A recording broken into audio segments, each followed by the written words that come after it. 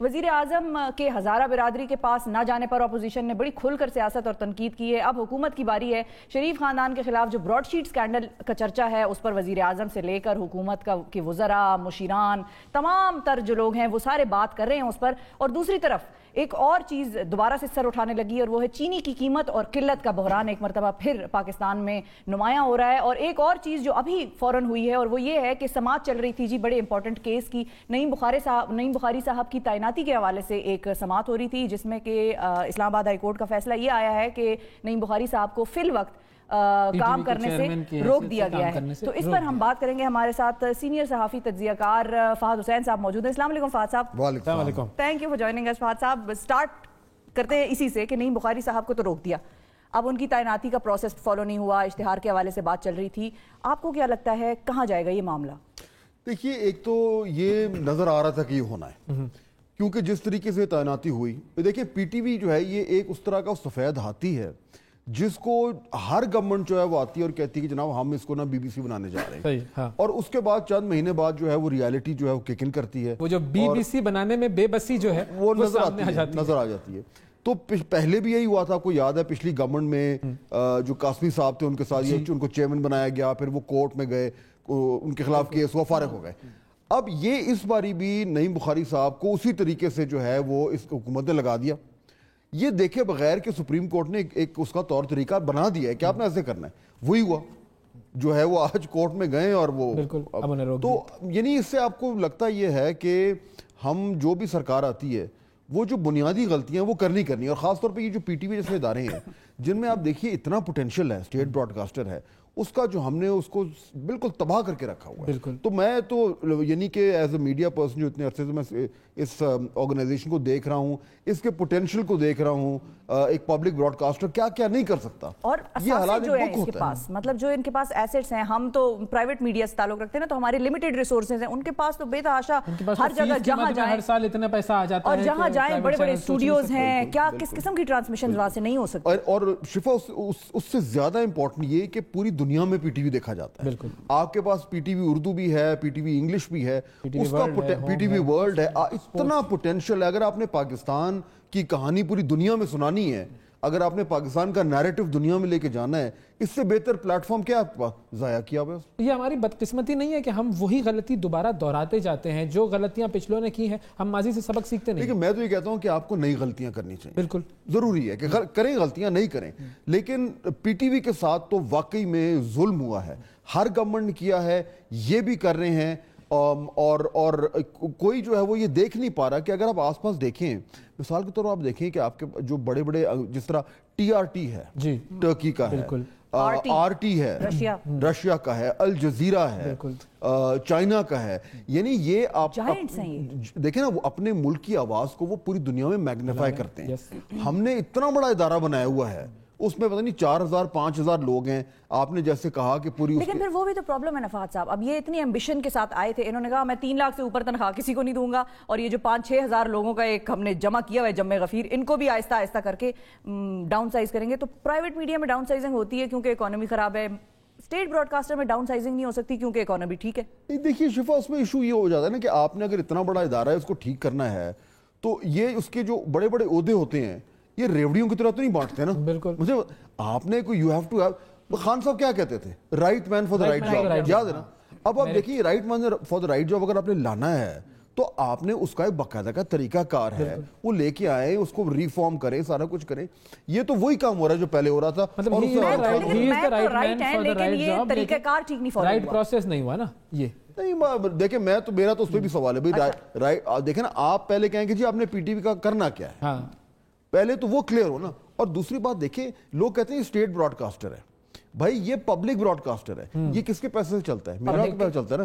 اگر پبلک کے پیسے سے چلتا ہے تو اس میں پبلک کا جو فائدہ ہے وہ ہونا چاہیے نا, پبلک کی جو ترجیحاتیں وہ آنی چاہیے. ہم یہ کیوں کہتے ہیں کہ حکومت کی آئیں گی, پبلک کی آنی. تو یہ پورا کا پورا اس کا جو سانچہ ہے نا وہ غلط ہے, اس کو ٹھیک کرنے کی ضرورت ہے. اب جو آپ نے بات کی کہ ہمیں نئی غلطیاں کرنی چاہیے, اور جو میں پڑھ رہا تھا شروع میں, ابھی تو میں جوان ہوں, مجھے لگتا ہے یہ سیاست جو ہے ہماری یہ ابھی جوان ہے, اور اس میں جو جوانی جو ہے وہ کچھ زیادہ ہی جوش والی جوانی ہے. پرانی غلطیاں اس کے اندر دہرائی جا رہی ہیں, اور وہ غلطی در غلطی, احتجاج در احتجاج. جوانی کہاں ہے, جوانی ختم ہی نہیں ہو رہی سیاست میں. دیکھیں وہ تو نئی جوانی جو آئی ہیں 1950 سے ہم وہی غلطیاں کرتے آ رہے ہیں.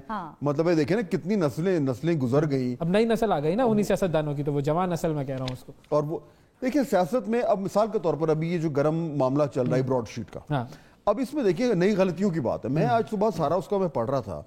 اب اس میں ایک طرف گورنمنٹ بھی کہہ رہی ہے کہ جی یہ لوگ انہوں نے غلطی کی, اپوزیشن کہہ رہی ہے آپ نے غلطی کی. بیچ میں ایک کیریکٹر ہے مسٹیریس سا, اس کا نام ہے وہ موسوی صاحب. اچھا اب آپ مجھے بتائیں, آپ کو یاد ہوگا, آپ دونوں ماشاءاللہ جرنلسٹ ہیں, آپ اتنے عرصے سے جو ہے معاملات کو بھی دیکھ رہے ہیں. میں آپ کو یاد کراتا ہوں, اسی طرح کا ایک معاملہ آج سے چند سال پہلے ہوا تھا, جب ایک باہر سے کوئی سکینڈل آیا تھا. اس میں پاکستان میں ہر طرح کے لوگ انوالو ہو گئے تھے, گورنمنٹ بھی انوالو ہو گئی, اپوزیشن بھی انوالو ہو گئی, دیگر ادارے بھی انوالو ہو گئے, اور ایک اس کا مسٹیریس سا کیریکٹر تھا باہر.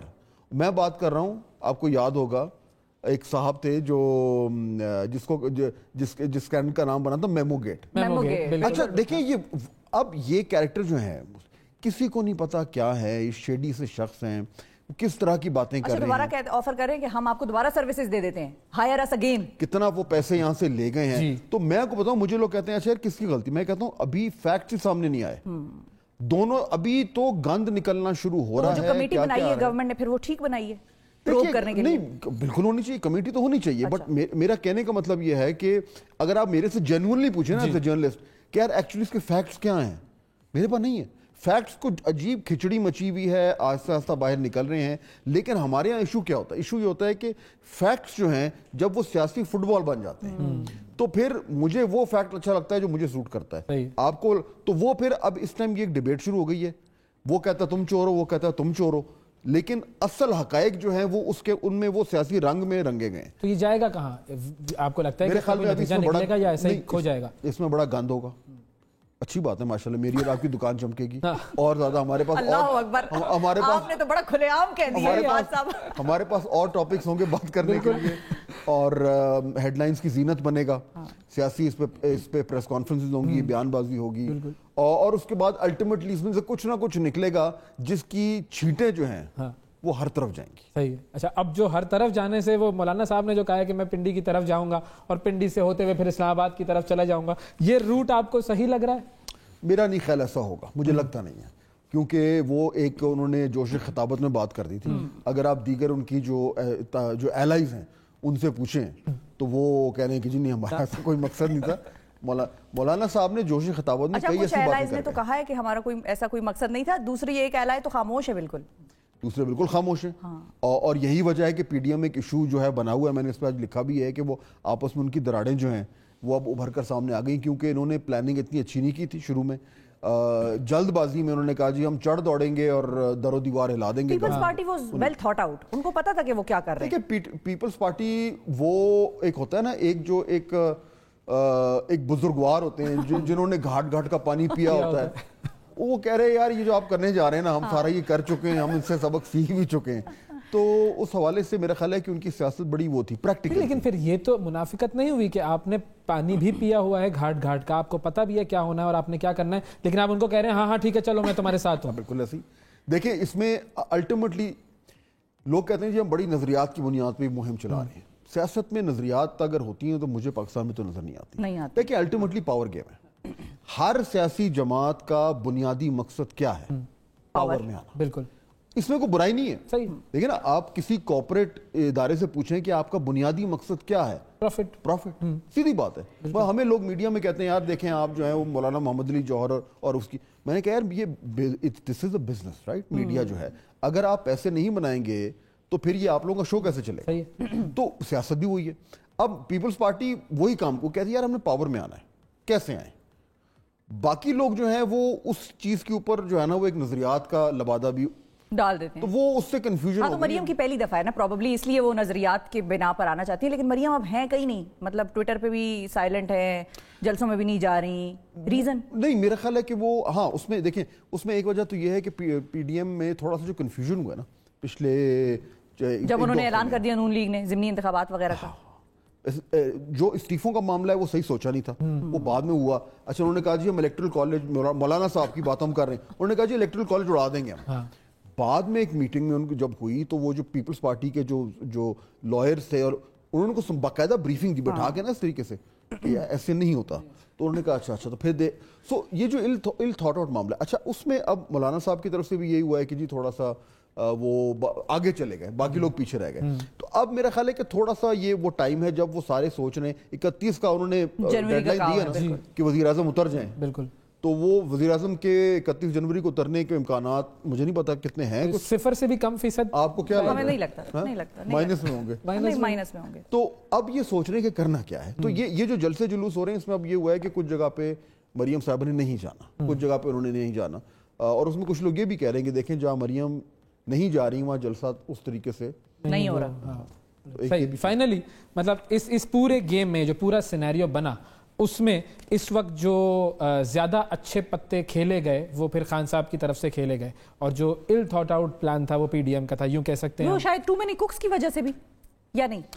دیکھیے میرے خیال میں خان صاحب نے پتے اچھے کھیلے, لیکن مجھے یہ معلوم نہیں کہ شاید ان کی قسمت بھی یہ تھی کہ ان کے سامنے جو لوگ تھے انہوں نے اتنی طریقے سے تیاری نہیں کی تھی اس طریقے سے. دیکھیں نا, اگر آپ کہیں کہ جی وہ کرکٹر مطلب ایک کرکٹر ہے جو کلب کرکٹ کھیل رہا ہے, اس نے بڑی اچھی کھیل لی اس لیے کیونکہ اس کے سامنے ٹیسٹ کرکٹر نہیں تھا, تو وہ تو ہو گیا. تو اس ٹائم اس بات میں تو کوئی شک نہیں ہے کہ گورنمنٹ نے گین کیا ہے, وہ اس ٹائم مستحکم پوزیشن میں ہے, اور جو وہ کہنے جا رہا تھا کہ جی بس یہ اب گئے وہ اس وقت نظر نہیں آ رہا. اب جو بڑی چیز ہے نا وہ ہے لانگ مارچ. اگر یہ لانگ مارچ میں آ گئے یہاں پہ تو اگین ایک تو آپ کو جا کے وہاں سے شو کرنا پڑے گا, ایک تو وہ ایشو ہوگا. آپ لاسٹ ٹائم گئی بھی تھی, میں تو نہیں جا سکتی, آپ تو نہیں جا سکتے نہیں, لیکن اس بار اگر پیپلز پارٹی اور پی ایم ایل این والے کوشش کر سکتے ہیں, پھر میں کوشش کرتا ہوں. ایک تو اگر وہ آ گئے, صرف دعوتوں میں جاتی ہیں ادھر ادھر بھی جایا کریں, کوشش کریں جی. اگر تو لانگ مارچ میں وہ آ گئے تو پھر عین ممکن ہے کہ تھوڑا سا کچھ جیسے شیخ رشید کہتے ہیں کہ جوڈو کراٹے ہو جائے, لیکن اگر وہ معاملہ تھوڑا سا کھٹا میٹھا ہی رہا. اور اس اگر کا آپ کو کتنا فیصد امکان نظر آتا ہے کہ وہ آ جائیں گے؟ میرے خیال میں دیکھیں انہیں کچھ نہ کچھ کرنا پڑے گا. یہ بھی ہو سکتا ہے کہ وہ کہ جی لانگ مارچ میں آ رہے ہیں, وہ آئیں یہاں پہ آ کے ایک بہت بڑا جلسہ کریں پھر گھر چلے جائیں, لیکن آئیں گے ضرور, کیونکہ اگر وہ نہ آئے نا بالکل بہت ہی خراب ہو جائے گا, فارغ ہو جائیں گے. بالکل ٹھیک ہے, بہت شکریہ ادا کریں گے فہد صاحب, آپ کا وقت دیا آپ نے, اور آپ آتے جاتے رہا کریں تاکہ ایک ایک گفتگو اچھی ہوتی ہے آپ سے جی.